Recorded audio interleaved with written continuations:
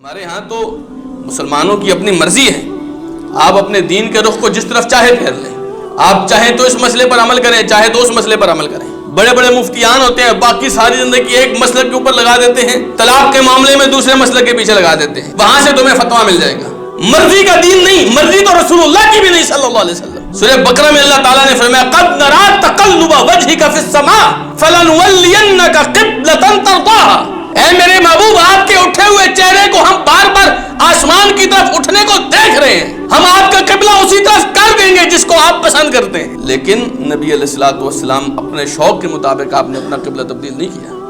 میرے اور آپ کے پیارے آقا جناب محمد رسول اللہ صلی اللہ علیہ وسلم اپنی خواہش کے مطابق کبھی بھی کوئی عمل نہیں کرتے تھے۔ اسلام کا ایک لفظ بھی، قرآن کا ایک لفظ بھی آپ اپنی طرف سے تبدیل نہیں کرتے تھے۔ جو بھی تھا وما ينطق عن الهوى ان هو الا وحی یوحى، جو کچھ بھی تھا اللہ کی طرف سے وحی کا انتظار کرتے تھے اور اس کے بعد کرتے تھے۔ بہت زیادہ شوق ہونے کے باوجود اللہ کے رسول صلی اللہ علیہ وسلم نے اپنا قبلہ تبدیل نہیں کیا۔ تو جب اللہ تعالیٰ نے کیا فرمایا فولی وجہک شطر المسجد الحرام، اس لیے اب اپنا چہرہ آپ مسجد حرام کی طرف پھیر لیں۔ لے جی، نبی علیہ الصلوۃ والسلام نے پھر ظہر کی نماز مسجد حرام کی طرف منہ کر کے پڑھی۔